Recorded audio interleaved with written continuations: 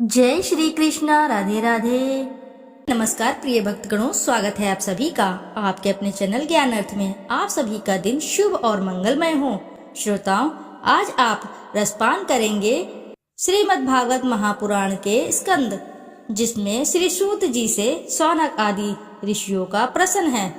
आइए रसपान करते हैं। एक बार भगवान विष्णु एवं देवताओं के परम पुण्यमय क्षेत्र नैमिषारण्य में शौनक आदि ऋषियों ने भगवत प्राप्ति की इच्छा से सहस्त्र वर्षों में पूरे होने वाले एक महान युवक का अनुष्ठान किया। एक दिन उन लोगों ने प्रातःकाल अग्निहोत्र आदि नित्य कृत्यों से निवृत्त होकर सूत जी का पूजन किया और उन्हें ऊंचे आसन पर बैठाकर बड़े आदर से यह प्रश्न किया। ऋषियों ने कहा, सूत जी, आप निष्पाप हैं। आपने समस्त इतिहास, पुराण और धर्मशास्त्रों का विधि पूर्वक अध्ययन किया है तथा उनकी भली भांति व्याख्या भी की है। वेद वेत्ताओं में श्रेष्ठ भगवान बादरायण ने एवं भगवान के सगुण निर्गुण रूप को जानने वाले दूसरे मुनियों ने जो कुछ जाना है, उन्हें जिन विषयों का ज्ञान है, वह सब आप वास्तविक रूप में जानते हैं। आपका हृदय बड़ा ही सरल और शुद्ध है। इसी से आप उनकी कृपा और अनुग्रह के पात्र हुए हैं। गुरुजन अपने प्रेमी शिष्यों को गुप्त से गुप्त बात भी बता दिया करते हैं। आयुष्मान, आप कृपा करके ये कि उन सब शास्त्रों, पुराणों और गुरुजनों के उपदेशों में कलयुगी जीवों के परम कल्याण का सहज साधन आपने क्या निश्चय किया है। आप संत समाज के भूषण हैं। इस कलयुग में प्राय लोगों की आयु कम हो गई है। साधन करने में लोगों की रुचि और प्रवृत्ति नहीं है। लोग आलसी हो गए हैं। उनका भाग्य तो मंद है ही, समझ भी थोड़ी है। इसके साथ ही वे नाना प्रकार की विघ्न बाधाओं से घिरे हुए भी रहते हैं। शास्त्र भी बहुत से हैं, परंतु उनमें एक निश्चित साधन का नहीं, अनेक प्रकार के कर्मों का वर्णन है। साथ ही वे इतने बड़े हैं कि उनका एक अंश सुनना भी कठिन है। आप परोपकारी हैं। अपनी बुद्धि से उनका सार निकालकर प्राणियों के परम कल्याण के लिए हम श्रद्धालुओं को सुनाइए, जिससे हमारे अंतःकरण की शुद्धि प्राप्त हो।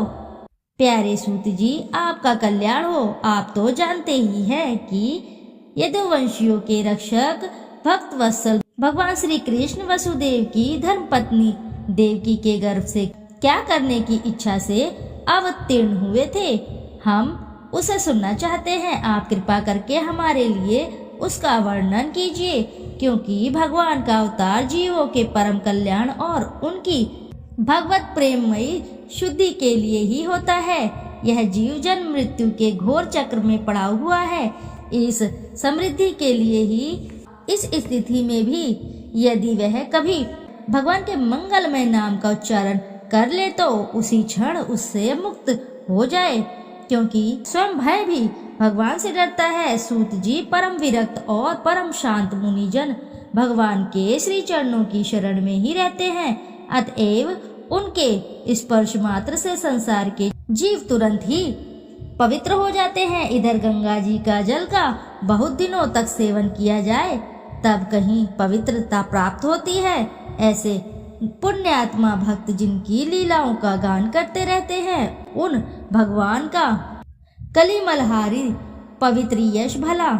आत्मशुद्धि की इच्छा वाला ऐसा कौन मनुष्य होगा जो श्रवण ना करे। वे लीला से ही अवतार धारण करते हैं। नारद जी महात्माओं ने उनके उद्धार कर्मों का गान किया। हम श्रद्धालुओं के प्रति आप उनका वर्णन कीजिए। बुद्धिमान सूत जी, सर्वप्रथम प्रभु अपनी योग माया से स्वच्छंद लीला करते हैं। आप उन श्री हरि की मंगलमयी अवतार कथाओं का अब वर्णन कीजिए। पुण्य कीर्ति भगवान की लीला सुनने से हमें कभी भी तृप्ति नहीं हो सकती, क्योंकि रसज्ञ श्रोताओं को पद पद पर भगवान की लीलाओं में नए नए रस का अनुभव होता है। भगवान श्री कृष्ण अपने को छिपाए हुए थे। लोगों के सामने ऐसी चेष्टा करते थे मानो कोई मनुष्य हो, परंतु उन्होंने बलराम जी के साथ भी ऐसी लीलाएं भी की हैं, ऐसा पराक्रम भी प्रकट किया है जो मनुष्य नहीं कर सकते। कलयुग को आया जानकर इस वैष्णव क्षेत्र में हम दीर्घकालीन सत्र का संकल्प करके बैठे हैं। श्री हरि की कथा सुनने के लिए हमें अवकाश प्राप्त है। यह कलयुग अंतःकरण की पवित्रता और शक्ति का नाश करने वाला है। इससे पार पाना कठिन है। जैसे समुद्र पार जाने वालों को कर्ण धार मिल जाए, उसी प्रकार इससे पार पाने की इच्छा रखने वाले हम लोगों से ब्रह्मा ने आपको मिलाया है। धर्म रक्षक ब्राह्मण भक्त योगेश्वर भगवान श्री कृष्ण के अपने धाम में पधार जाने पर धर्म ने अब किसकी शरण ली है, यह बताइए। श्रोताओं, प्रथम स्कंद का प्रथम अध्याय समाप्त हुआ। अब रसपान करेंगे अगला अध्याय। आइए अब करते हैं द्वितीय अध्याय, इसमें भगवत कथा और भगवती का महात्म्य बताया गया है। श्री व्यास जी कहते हैं, शौनक आदि ब्रह्मवादी ऋषियों के ये प्रश्न सुनकर रोमहर्षण के पुत्र उग्रश्रवा को बड़ा ही आनंद हुआ। उन्होंने ऋषियों के इस मंगलमय प्रश्न का अभिनंदन करके कहना आरंभ किया। श्री सूत जी ने कहा, जिस समय श्री सुखदेव जी का यज्ञोपवीत संस्कार भी नहीं हुआ था, सुतराम लौकिक वैदिक कर्मों के अनुष्ठान का अवसर भी नहीं आया था। उन्हें अकेले में ही संन्यास लेने के उद्देश्य से जाते देखकर उनके पिता व्यास जी विहर से कातर होकर पुकारने लगे, बेटा बेटा। उस समय तन्मय होने के कारण श्री सुखदेव जी की ओर से वृक्षों ने उत्तर दिया, ऐसे सबके हृदय में विराजमान श्री सुखदेव मुनि को नमस्कार करता हूँ। यह श्रीमद् भागवत अत्यंत गोपनीय रहस्यात्मक पुराण है। यह भगवत स्वरूप का अनुभव कराने वाला और समस्त वेदों का सार है। संसार में फंसे हुए जो लोग इस घोर अज्ञान अंधकार से पार जाना चाहते हैं, उनके लिए ये आध्यात्मिक तत्वों के प्रकाशित कराने वाला यह एक अद्वितीय दीपक है। वास्तव में उन्हीं पर करुणा करके बड़े बड़े मुनियों के आचार्य श्री सुखदेव जी ने इसका वर्णन किया है। मैं उनकी शरण ग्रहण करता हूँ। मनुष्य में सर्वश्रेष्ठ भगवान के अवतार नर नारायण ऋषियों को, सरस्वती देवी को, यह श्री व्यास जी को नमस्कार करके तब संसार और अंतः कारण के समस्त विकारों पर विजय प्राप्त कराने वाले यह श्रीमद् भागवत महापुराण का पाठ करना चाहिए। ऋषियों, आपने संपूर्ण विश्व के कल्याण के लिए यह बहुत ही सुंदर प्रश्न किया है, क्योंकि यह प्रश्न श्री कृष्ण के संबंध में है और इससे भली भांति आत्मशुद्धि हो जाती है। मनुष्य के लिए सर्वश्रेष्ठ धर्म वही है जिससे भगवान श्री कृष्ण में भक्ति हो। भक्ति भी ऐसी जिसमें किसी प्रकार की कामना ना हो और जो नित्य निरंतर बनी रहे। ऐसी भक्ति से हृदय आनंद स्वरूप परमात्मा की उपलब्धि करके कृतज्ञ हो जाता है। भगवान श्री कृष्ण में भक्ति होते ही अनन्य प्रेम से उनमें चित्त जोड़ते ही निष्काम और वैराग्य का आविर्भाव हो जाता है। धर्म का ठीक अनुष्ठान करने पर भी यदि मनुष्य के हृदय में भगवान की लीला कथाओं के प्रति अनुराग का उदय न हो तो वह निरा श्रम ही श्रम है। धर्म का फल है मोक्ष, उसकी सार्थकता अर्थ प्राप्ति में नहीं है। अर्थ केवल धर्म के लिए है, भोग विलास उसका फल नहीं माना गया है। भोग विलास का फल इंद्रियों के तृप्त करना नहीं है, उसका प्रयोजन है केवल जीवन निर्वाह। जीवन का फल भी तज्जिज्ञासा है। बहुत कर्म करके स्वर्ग आदि प्राप्त करना उसका फल नहीं है। तत्ववेत्ता लोग ज्ञाता और ज्ञ के भेद से रहित अखंड अद्वितीय सच्चिदानंद स्वरूप ज्ञान को ही तत्व कहते हैं। उसी को कोई ब्रह्म, कोई परमात्मा और कोई भगवान के नाम से पुकारते हैं। श्रद्धालु मुनिजन भागवत श्रवण से प्राप्त ज्ञान वैराग्य युक्त भक्ति से अपने हृदय में परम तत्व स्वरूप परमात्मा का अनुभव करते हैं। शौनक आदि ऋषियों, यही कारण है कि अपने अपने वर्ण का आश्रम के अनुसार मनुष्य जो धर्म का अनुष्ठान करते हैं उसकी पूर्ण सिद्धि इसी में है कि भगवान प्रसन्न हो। इसलिए एकाग्र मन से भक्त वत्सल भगवान का ही नित्य निरंतर श्रवण कीर्तन ध्यान और आराधना करनी चाहिए। कर्मों की गांठ बड़ी कड़ी है। विचारवान पुरुष भगवान के चिंतन की तलवार से उस गांठ को काट डालते हैं। तब भला ऐसा कौन मनुष्य होगा जो भगवान की लीला कथा में प्रेम ना करे। शौनक आदि ऋषियों पवित्र तीर्थों का सेवन करने से महत्व सेवा, तदंतर श्रवण की इच्छा, फिर श्रद्धा, तत्पश्चात भगवत कथा में रुचि होती है।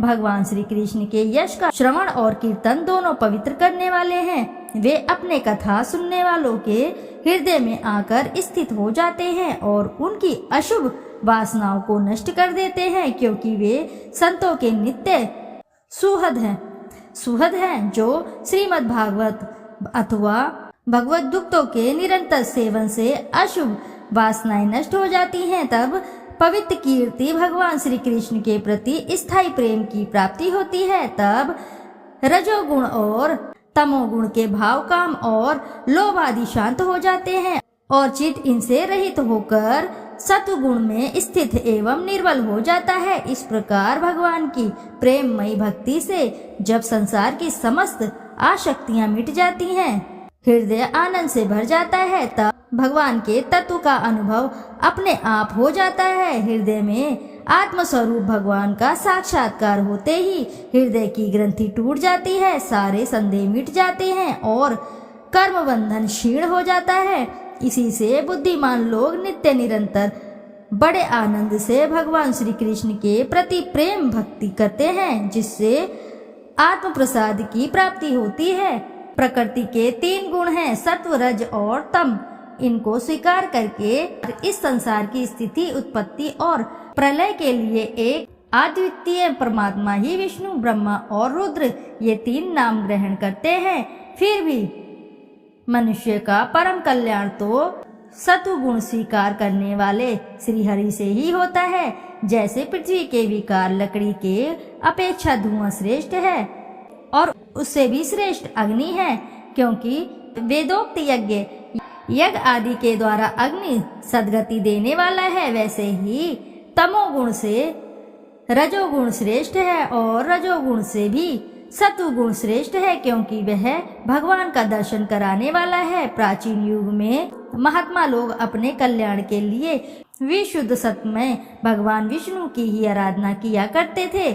अब भी जो लोग उनका अनुसरण करते हैं वे उन्हीं के समान कल्याण भाजन होते हैं। जो लोग इस संसार सागर से पार जाना चाहते हैं वे यद्यपि किसी की निंदा तो नहीं करते, ना किसी में दोष ही देखते हैं, फिर भी घोर रूप वाले तमोगुणी, रजोगुणी, भैरवादी भूतपतियों की उपासना न करके सतगुणी विष्णु भगवान और उनके अंश कला स्वरूपों का ही भजन करते हैं। परंतु जिसका स्वभाव रजोगुणी अथवा तमोगुणी है वे धन, ऐश्वर्य और संतान की कामना से भूत, पीतर और प्रजापतियों की उपासना करते हैं, क्योंकि इन लोगों का स्वभाव उन भूत आदि से मिलता जुलता होता है।